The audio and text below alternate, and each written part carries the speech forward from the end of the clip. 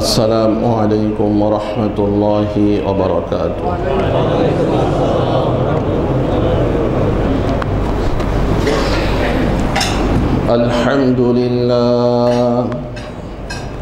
Alhamdulillah nahmaduhu wa nasta'inuhu wa nastaghfiruhu wa nu'minu bihi wa natawakkalu alayhi ونعوذ بالله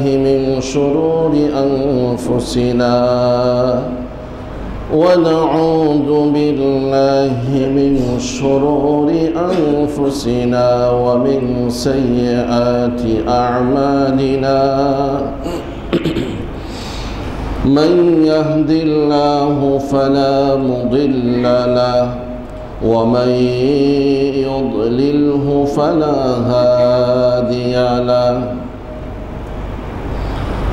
ونشهد أن لا إله إلا الله وحده لا شريك له ونشهد أن سيدنا وسندنا وحبيبنا وحبيب ربنا وأولانا ومولانا محمدا عبده ورسوله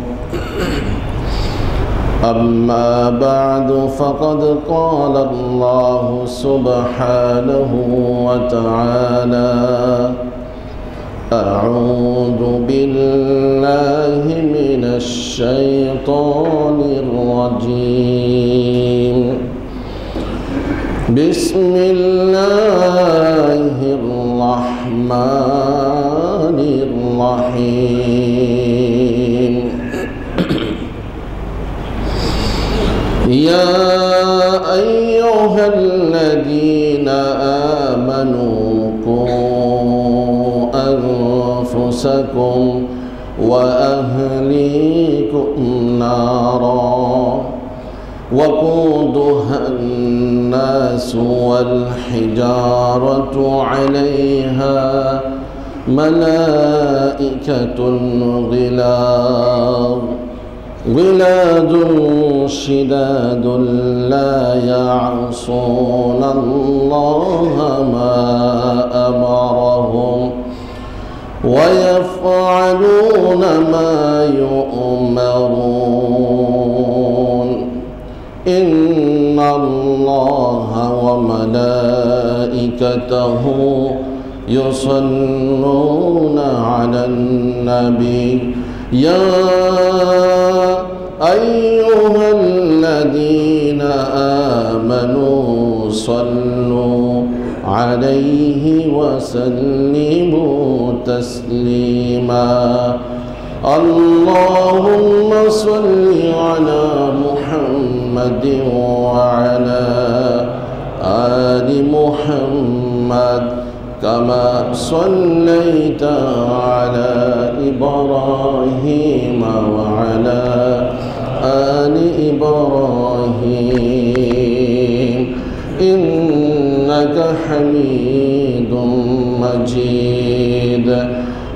اللهم بارك على محمد وعلى آل محمد كما باركت على إبراهيم وعلى آل إبراهيم إنك حميد مجيد سبحانك لا علم لنا إلا ما علمتنا إنك أنت العليم الحكيم جزى الله عنا محمدا ما هو أهله رب اشرح لي صدري ويسر لي أمري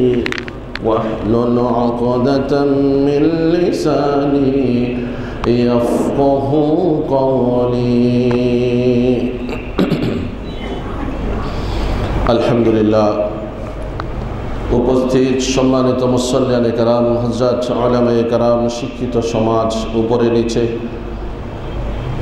যেখানে আমাদের ভাইয়েরা অবস্থান করছেন, উপরে দোতলায় বোনেরা আছেন, আল্লাহ তাআলার নিকট শুকরিয়া আদায় করছি তিনি আমাদেরকে যথাসময়ে সলাতুল জুমুআ আদায়ের উদ্দেশ্যে আল্লাহর ঘর পবিত্র বাইতুল্লাহিল হারাম খানায়ে কাবার একটি অংশে টুকরাই যথাসময়ে উপস্থিত করেছেন। সেজন্য সবাই বলি আলহামদুলিল্লাহ।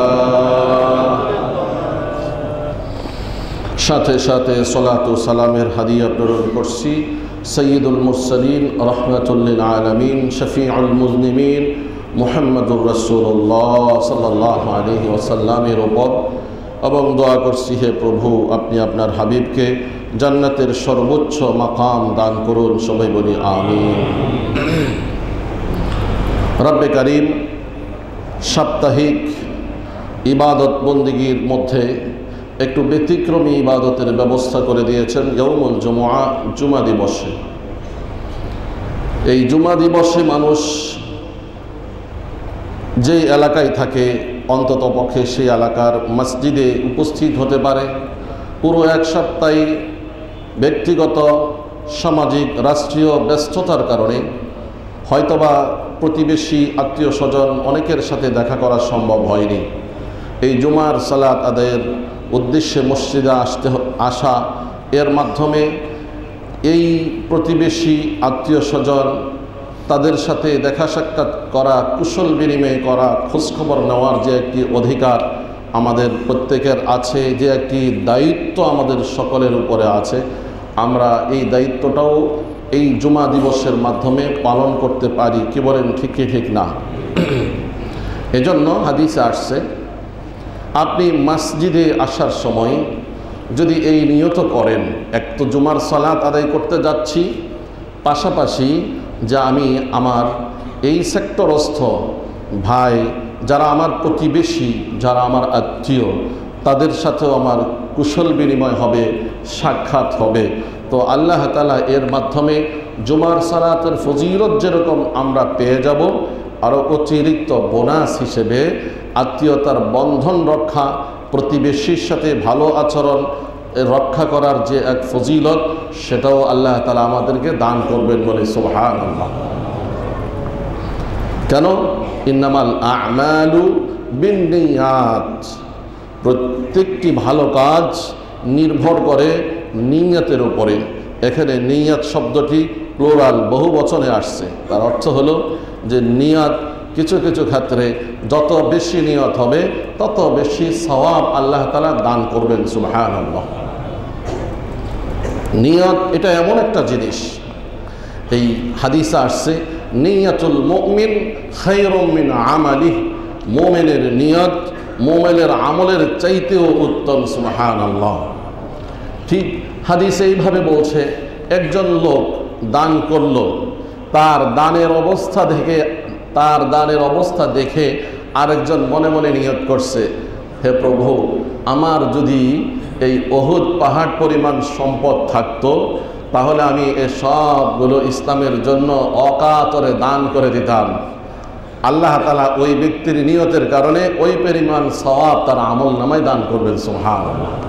এই প্রসঙ্গেই রাসূল বলছেন, নিয়াতুল মুমিন খায়রুম মিন আমালিহি, মুমিনের নিয়ত মুমিনের আমলের চাইতেও উত্তম। সুবহানাল্লাহ। কেন? এর জবাব হলো, আমি যখন আমল করি তো এই আমলটা রক্ষা করা কঠিন হয়ে যায়, কারণ এই আমলটা আরেকজনে দেখে। এই আমল করতে গিয়ে লৌকিকতা চলে আসার সমূহ সম্ভাবনা থাকে। কি বলেন, থাকে কি না? থাকে। আবার শয়তানে এসে তো আরও এটাতে ডিস্টার্ব করে, মাথার মধ্যে কুমন্ত্রণা দিয়ে দেয়। এই সমস্ত কারণে একটা আমলকে রক্ষা করা অনেক কঠিন। কিন্তু নিয়াত, এটা তো কলবের বিষয়, অন্তরের বিষয়, এটা তো কেউ দেখে না, এজন্য এটা নষ্ট করা যায় না। তাই এই নিয়ত কিছু কিছু ক্ষেত্রে আমলের চাইতেও উত্তম। সুবহানাল্লাহ। আবার এই হাদিস দিয়ে কেউ এরকম দলিল দিতে পারবে না যে নিয়ত যদি আমলের থেকে উত্তম হয় তাহলে আমি আর মসজিদে যাব না, ঘরে বসেই নিয়ত করে নেব, তাহলে আমার সালাত আদায় হয়ে যাবে। নাউজুবিল্লাহ, এটা করা যাবে না। এটা এই জন্য বললাম, বিশেষ বিশেষ ক্ষেত্রে, নফল বা এরকম কোনো ক্ষেত্রে যেই ব্যাপারে শরীয়তের সুস্পষ্ট নাস দলিল আছে যে এটা এভাবেই করতে হবে, সেটা সেভাবেই করতে হবে, এর বাহিরে অন্য কোনো পদ্ধতিতে করা যায় না। সম্মানিত ভাইয়েরা, আল্লাহ তাআলা আমাদেরকে আল্লাহর ঘর মসজিদে নিয়ে এসেছেন, তো আমরা মসজিদে সালাত আদায়ের উদ্দেশ্যে আসার পাশাপাশি এই নিয়ত করতে পারি, যদি কোনো অসুস্থ ব্যক্তি থাকে তার খোঁজ খবর নেব, আমার প্রতিবেশীর খোঁজ খবর নেব, আমার মুসলিম ভাইদের খোঁজ খবর নেব, হ্যাঁ, আমার প্রতিবেশীদের খোঁজ খবর নেব, আত্মীয় স্বজনের খোঁজ খবর নেব। তো এর দ্বারা আল্লাহ তাআলা আমাদেরকে জুমার সালাতের ফজিলতের পাশাপাশি আরও অতিরিক্ত সওয়াব দান করবেন। আবার বলি সুবহানাল্লাহ। জুমার সালাতের ফজিলত তো আমরা জানি, হাদিসে আসছে, আল জুমআতু ইলাল জুমআতি কাফফারাতুল লিমা বাইনিহিমা। এক জুমার সালাত আদায় করলে আগামী জুমা পর্যন্ত মাঝখানে যেই গুনাহগুলো হয়ে যায় সেই গুনাহগুলো আল্লাহ তাআলা ক্ষমা করে দেন। সুবহানাল্লাহ। এবং একটি হাদিসে এরকম আসছে, লাগাতার একের পর এক 3টা জুমআ যে কোনো কারণ ছাড়া, কারণ বলতে অসুস্থতা, কারণ বলতে সফর, এরকম কোনো কারণ ছাড়া বা যুক্তিসঙ্গত কোনো কারণ যে তাকে কেউ আটকে রাখছে, যেতে দিচ্ছে না, এরকম কোনো যুক্তিসঙ্গত কারণ ছাড়া পরম্পরায় একের পর এক পর 3 জুমআ যে ইচ্ছাকৃতভাবে মসজিদে উপস্থিত হবে না, হাদিসে আসছে ওই ব্যক্তির অন্তরে একটা মোহর মেরে দেওয়া হবে। বলি নাউজুবিল্লাহ। এই মোহর, এটা কত খারাপ জিনিস আমরা বুঝি না অনেক সময়। মোহর, এটার অর্থ হলো তার কাছে দুনিয়া ভালো লাগবে আর পরকাল খারাপ লাগবে, তার কাছে গুনাহের কাজগুলো ভালো লাগবে আর সওয়াবের নেকির কাজগুলো তার জন্য খারাপ লাগবে। এটা হলো মোহরের অর্থ। আমরা অনেক সময় ভাবি আমি তো অনেক স্বাচ্ছন্দ্যে জীবনযাপন করছি, আমি নিজেই প্রতিষ্ঠিত, আমার সন্তানেরাও প্রতিষ্ঠিত, আলহামদুলিল্লাহ, দুনিয়াতে আল্লাহ কত সম্মানে রাখছেন।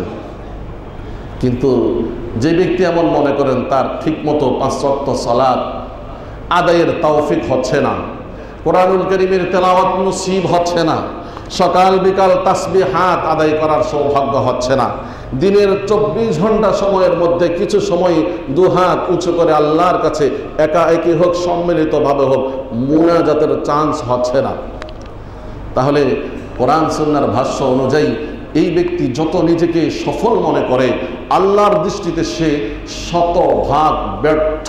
বলে নাউজুবিল্লাহ। তাহলে সফল ওই ব্যক্তি যদিও সে বাহ্যিকভাবে পেরেশানিতে আছে, মামলা মোকদ্দমায় জর্জরিত, সমাজে কোথাও তাকে আহ্বান করা হয় না, কিন্তু এত পেরেশানির পরেও 5 ওয়াক্ত সালাত জামাতের সহিত আদায় করা সম্ভব হয়। সুবহানাল্লাহ।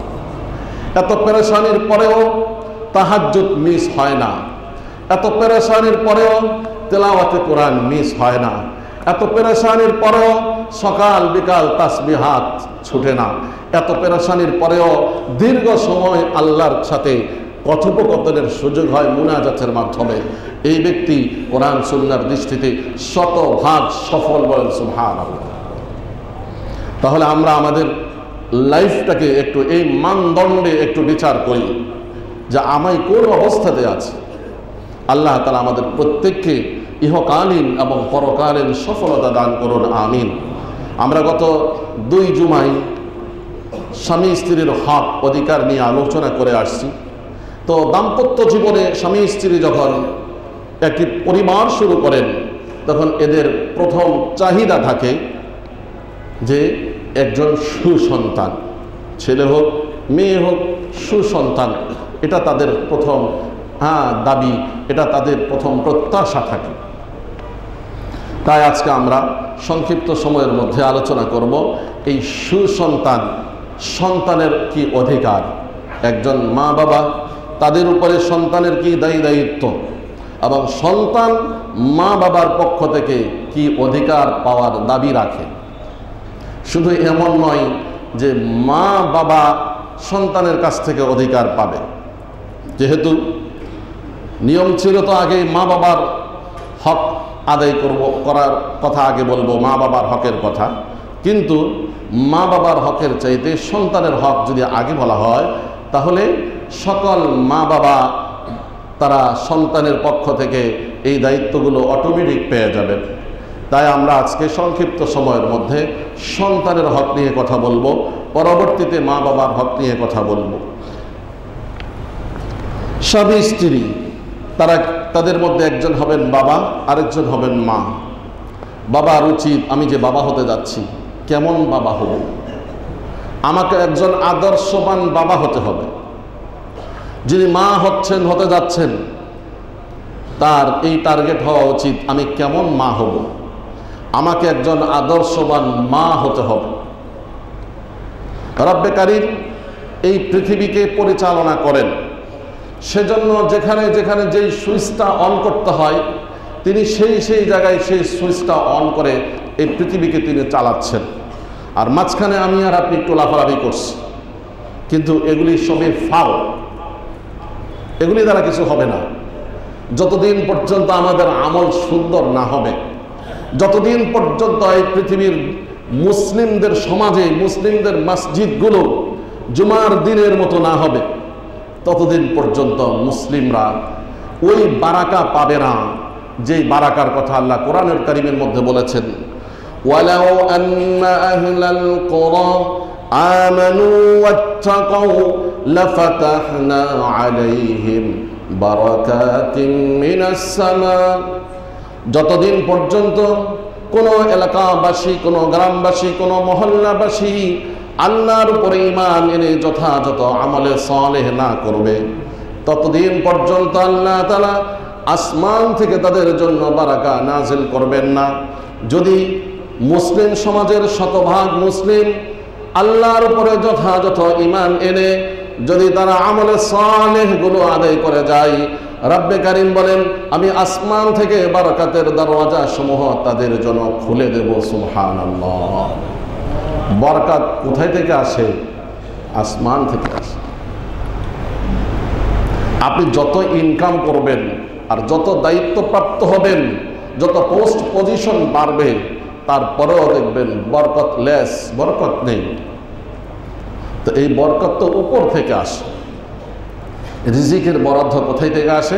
আসমান থেকে আসে। ওয়াফিস সামাই রিজকুকুম ওয়া মা তুআদুন। রিজিকের বরাদ্দ তো আসমানেই হয়। সম্মানিত ভাইয়েরা, তো যিনি বাবা আর মা হতে যাচ্ছেন, অর্থাৎ দাম্পত্য জীবন যাদের শুরু হয়ে গেল, তাদের একটা স্বপ্ন থাকে। বর যিনি স্বামী, তার স্বপ্ন হলো আমি একটু বাবা হতে চাই। আর যিনি কনে, তার স্বপ্ন হলো আমি মা হতে চাই। এই আগ্রহটা ছেলের মধ্যে, পুরুষের মধ্যে বাবা হওয়ার আগ্রহ, আর মহিলার মধ্যে মা হওয়ার আগ্রহটা যিনি সেট করে দিয়েছেন তিনি কে? আল্লাহ। এটাই আল্লাহর কুদরত। এখন সে চেষ্টা করে কিভাবে বাবা হতে পারি, সে চেষ্টা করে কিভাবে মা হতে পারি। আমার ভাইরা, তাহলে এই বাবা হওয়া, মা হওয়া, বাবা হওয়ার চেষ্টা, মা হওয়ার চেষ্টা, এটা যদি আমরা বলি এটা আল্লাহ প্রদত্ত, এটাকে মোটিভেশন করতে হবে আমাকে আর আপনাকে। কারণ এই বাবা হওয়া চাইলেও হওয়া যায়, আর কোনো আগ্রহ না থাকলেও আল্লাহ তাআলার পক্ষ থেকে হয়ে যায়। সুতরাং এমন বাবা হতে হবে যে বাবার জন্য সন্তান হবে সাদাকায়ে জারিয়া, যেই বাবা হবেন আদর্শ বাবা। যুগে যুগে আমি আপনি নয়, শুধু হযরত আম্বিয়া কেরাম তারা পর্যন্ত আল্লাহর কাছে তারা বাবা হওয়ার জন্য দোয়া করছেন, রাব্বি হাবলি মিনাস সলিহিন, প্রভু আপনি আমাদেরকে সুসন্তান দান করেন। তো প্রথম কাজ হবে আল্লাহর কাছে সুসন্তানের জন্য দোয়া করা। আবারও বলছি, সন্তানের হক মা বাবার জন্য, মা বাবার জন্য যেটা করণীয়, 1 নাম্বার আল্লাহর কাছে সুসন্তানের জন্য দোয়া করতে হবে। শুধু সন্তান হলে হবে না, সন্তানকে সুসন্তান হতে হবে, এজন্য আল্লাহর কাছে দোয়া করতে হবে। পরবর্তী হক ইনকাম, উপার্জন হালাল হতে হবে। উপার্জন হালাল না হলে যেমন দোয়াও কবুল হবে না, উপার্জন হালাল না হলে সুসন্তানের বাবাও হওয়া যাবে না। দেখেন ইসলাম আমাকে আপনাকে কিভাবে কন্ট্রোল করে। এটা আর কোনো বিভিন্ন বাহিনীর, আইন শৃঙ্খলা বাহিনীর প্রয়োজন নেই। আপনি দোয়া করতেছেন, আল্লাহর সাথে কমিটমেন্ট করছেন, আল্লাহ একজন সুসন্তান দেন, আল্লাহর পক্ষ থেকে জবাব আসছে, হ্যাঁ এখন থেকে তাহলে ভালো হয়ে যাও, ডান বামের ইনকাম বন্ধ করে দাও, মানুষকে ঠকানোর অপচেষ্টা বন্ধ করে দাও, সিন্ডিকেটের এই প্রবণতা বন্ধ করে দাও, মানুষকে কষ্ট দেওয়ার প্রবণতা বন্ধ করে দাও। তোমার দায়িত্ব, আমি তোমাকে সম্মানিত করেছি, আসনে বসিয়েছি, একটা সিট দিয়েছি, কিন্তু জনগণ লাইন ধরে দাঁড়িয়ে আছে আর তুমি তোমার মতো করে কাজ করতেছো। একটা সময় ঘুষের লেনদেন ছিল, খুব দ্রুত কাজ হয়ে যেত, এখন একটু ঘুষ লেনদেন বন্ধ হয়ে গেছে, বিধায় কেমন যেন তুমি অনেক পাওয়ারফুল। আমার ভাইয়েরা, এই হলো আমাদের চরিত্র, এটা বন্ধ করতে হবে। যাকে যেই সিটে বসানো হয়েছে আল্লাহর পক্ষ থেকে, তাকে ভাবতে হবে সাইয়্যিদুল কওমে খাদিমুহুম, আমি তো খাদেম, আমি তো সেবক। সেবক কোনোদিন নিজেকে বড় কিছু মনে করতে পারে না, কারণ সেবক জানে আমার মাথার উপরে একজন আছেন, তিনি সব কিছু পর্যবেক্ষণ করছেন। এজন্য সন্তানের হকের মধ্যে একটি হক হলো সন্তানের জন্য পিতামাতার হালাল উপার্জন, এটা অত্যন্ত গুরুত্বপূর্ণ একটি পয়েন্ট। তারপরে সন্তান যদি দুনিয়াতে চলে আসে, এই সন্তানের একটি ভালো উন্নত একটি নামকরণ করতে হবে। এই নামটি 7 দিনের মধ্যেই, 7ম দিনে এটা চূড়ান্ত করতে হবে। তার আগে যেদিন সন্তান দুনিয়াতে আসবে সেদিন তার আরও একটি হক হলো আজান একামত, ডান কানে আজান, বাম কানে একামত, এই আজান একামত দিতে হবে। বর্তমান সময়ে ম্যাক্সিমাম সন্তানগুলো ক্লিনিকে ডেলিভারি হওয়ার কারণে অনেকেই এই আজান একামতের পরিবেশ পাচ্ছেন না।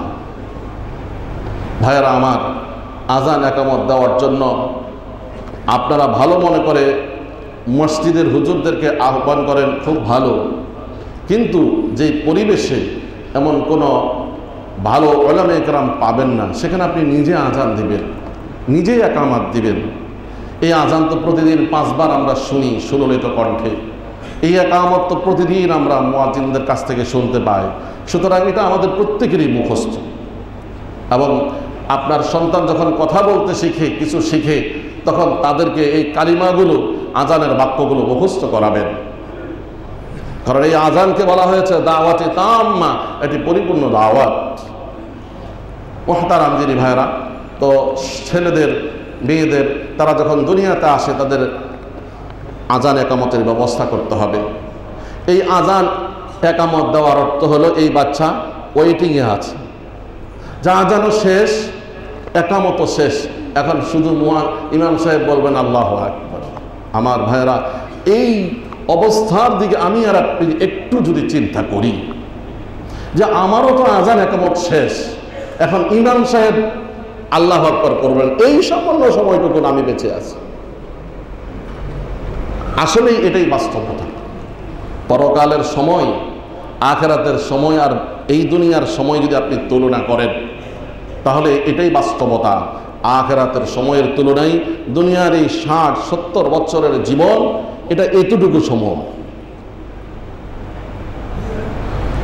আল্লাহ তাআলা আমাদের সবাইকে বুঝে আমল করার তৌফিক দান করেন। সন্তানদের ভূমিষ্ঠ হওয়ার সাথে সাথে আজান ইকামতের ব্যবস্থা করা সন্তানের হক। একটি সুন্দর নামকরণ করা সন্তানের হক। এই নামের প্রসঙ্গে একটু কথা বলি। নাম, আজকে আমরা এই আধুনিকতার জোয়ারে এমনভাবে ভেসে যাচ্ছি, এই নামের ক্ষেত্রে আধুনিকায়ন করতে গিয়ে এখন শুধু নাম শুনলে আর বোঝা যায় না যে এই লোকটি কি মুসলিম না অন্য কোনো ধর্মাবলম্বী। অথচ দ্বিতীয় বিশ্বযুদ্ধের সময় যখন তারা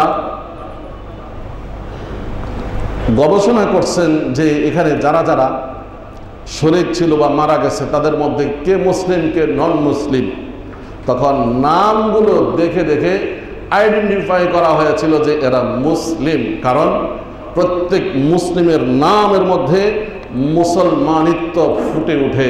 আব্দুর রহিম, আব্দুল করিম, সালিমউদ্দিন, কারিমউদ্দিন, হয়তো সাথে ইসলাম অথবা দিন, এই কোনো না কোনো একটা ওয়ার্ড সংযুক্ত থাকে। বলেন সুবহানাল্লাহ। তো আমরা কি পারি না আমাদের সন্তানদেরকে এইভাবে একটা ইসলামের ওয়ার্ডের সাথে সংযুক্ত করতে? আল্লাহ তাআলার 99টি নাম আছে, আল্লাহ ইসমে জাত ছাড়াও। তো এই আল্লাহর নামগুলো, আল্লাহর এই 99টা নামের সাথে অ্যাড করে নাম রাখা যায়। আব্দুল্লাহ, আব্দুল করিম, আব্দুর রহিম, কত সুন্দর নাম। হাদিসে আসছে আল্লাহর কাছে সবচেয়ে পছন্দনীয় নাম হলো দুটি, আব্দুল্লাহ আর আব্দুর রহমান। বলেন সুবহানাল্লাহ। রাসূল বলেন, তোমরা যখন সন্তানদের নামকরণ করবে তো ভালো নাম চয়ন করো, কারণ কাল কিয়ামতের দিন তোমার সন্তানের নাম ডেকে তাকে ডাকা হবে অমুকের ছেলে অমুক। সেদিন যাতে নাম নিয়েও আমি প্রশান্তি লাভ করতে পারি। মুসলিমদের নামের মধ্যেও ইসলাম প্রকাশিত হবে। আজকে তো একটা গ্রুপ এমন বের হয়েছে যেখানে ইসলাম বলছে নামের মধ্যেও ইসলাম শো করতে হবে। সেখানে তো বডির মধ্যে তো ইসলাম শো করতে হবেই, কিন্তু কিছু কিছু ভাইয়েরা বলে যাচ্ছেন আধুনিকতার দোহাই দিয়ে যে ইসলাম তো স্বাধীনতা দিয়েছে, সুতরাং পোশাক আশাক ড্রেস এর মধ্যে কেন আবার আমার ইসলাম ফলো করতে হবে? এটা নন ইসলামিক কথা। এজন্য আমাদের বডির মধ্যে, আমাদের ড্রেসের মধ্যেও এটাকেও ইসলাম এর মধ্যে সেট করতে হবে। বলছিলাম সন্তানের একটি ভালো নাম চয়ন করা, এটা মা বাবার দায়িত্ব। এই সন্তান অবুঝ, বুঝে না, কিন্তু যেদিন সে বুঝবে সেদিন মা বাবার বিরুদ্ধে কমপ্লেন করবে। মুহতারাম দিনী ভাইরা, তো এই সন্তানের অধিকারের মধ্যে আরেকটি অধিকার হলো সে যখন কথা বলতে শিখে সর্বপ্রথম তাকে আল্লাহর নাম শিখানো। আজকে আমরা আব্বু আম্মু এগুলো শিখাই, কিন্তু আমাদের সন্তানরা আল্লাহ বলতে জানে না। একটি হাদিসে আল্লাহ রাসূল বলেন, যেই লোক যার প্রথম কথা আল্লাহ এবং শেষ কথা আল্লাহ হয়েছে সে সরাসরি জান্নাতে চলে যাবে। বলেন সুবহানাল্লাহ। এখন শেষ কথা আল্লাহ বলা আপনার আমার অধিকারে থাকতেও পারে, নাও থাকতে পারে, কিন্তু প্রথম কথা আল্লাহ বলানো এটা মা বাবার দায়িত্বে, এটা সন্তানের দায়িত্বে না, সে তো বুঝে না। এজন্য এইভাবে প্র্যাকটিস করতে হবে। আলহামদুলিল্লাহ আমাদের সমাজের কিছু কিছু পরিবেশ এত সুন্দর লাগে।